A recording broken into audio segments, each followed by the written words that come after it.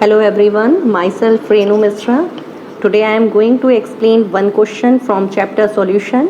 This question is written in front of you that taken from Henry law, and from one of you asked this question.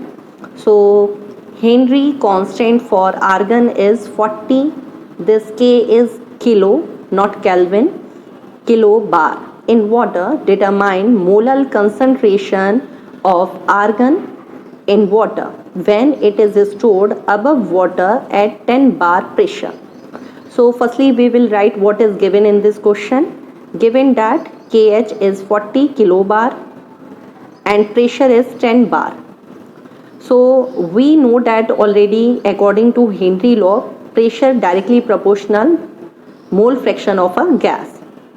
So proportionality का sign हटाते हैं तो हम लोग को यहाँ पर हेनरी कांस्टेंट मिलता है. This is K H, Henry constant.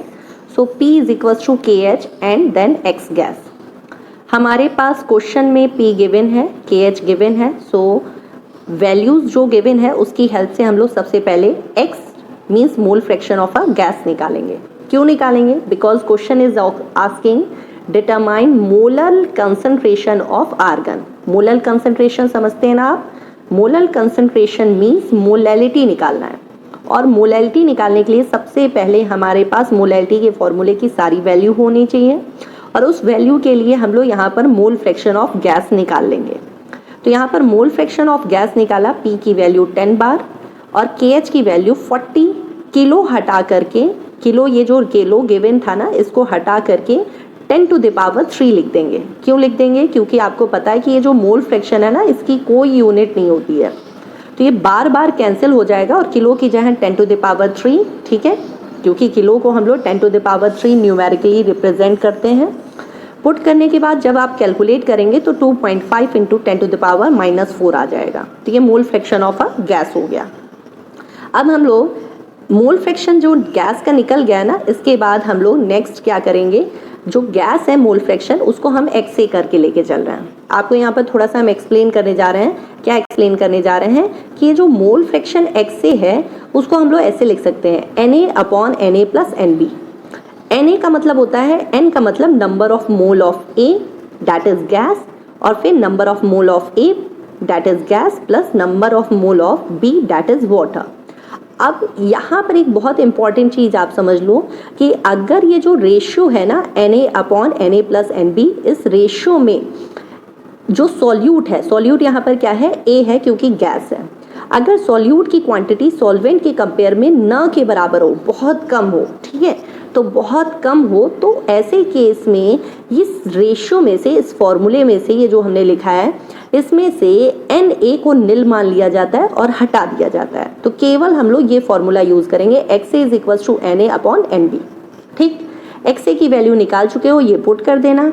Na को खोलेंगे तो number of mole weight upon molecular wait, ये किसका है, आर्गन गैस का है. ठीक है, और नीचे NB को खोलेंगे तो weight B upon molecular weight B, ये किसका है, वाटर का है.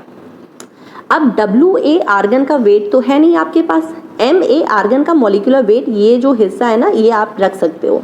तो MA क्या, मॉलिक्यूलर वेट आर्गन जो है ना, आपको पता है ना पीरियोडिक टेबल में आर्गन है, ये आपका इनर्ट गैस में आता है, तो इसका मॉलिक्यूलर वेट क्या होता है, 39.948.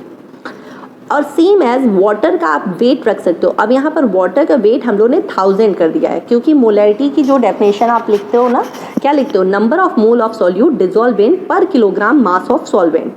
तो सॉल्वेंट का मास क्या होगा, 1 किलोग्राम होगा, 1 किलोग्राम. और 1 किलोग्राम को अगर ग्राम में लिखोगे, क्योंकि यहाँ पर ग्राम में सारी यूनिट्स आपकी स्मॉलेस्ट है ना, सिंपल टर्म में है, तो ग्राम की बजाय हम लोग किलोग्राम में रखेंगे, तो यहाँ पर क्या आ जाएगा, 1000 ग्राम.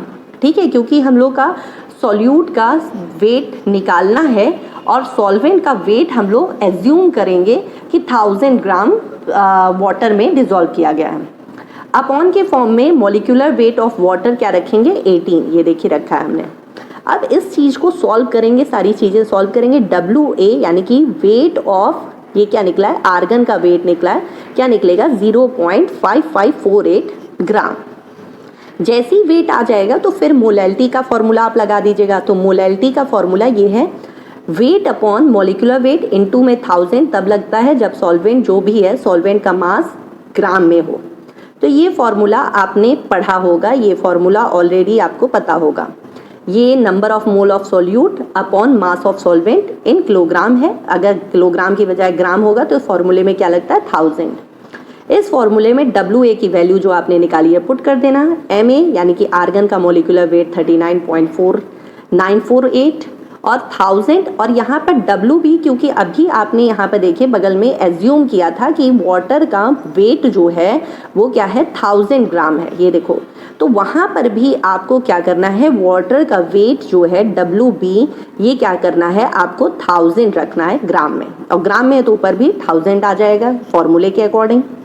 वैल्यू पुट किया, सबको कैंसिल करेंगे तो आएगा 0.01386, ये आ गया मोलैलिटी, और इसी को बोलते हैं molal concentration of solvent, molal concentration of solvent. Okay, so students I hope आपको क्वेश्चन समझ में आ गया होगा, एंड अगर आपके पास और भी क्वेश्चंस के डाउट हो तो you can ask frequently. Thank you so much, bye bye, take care.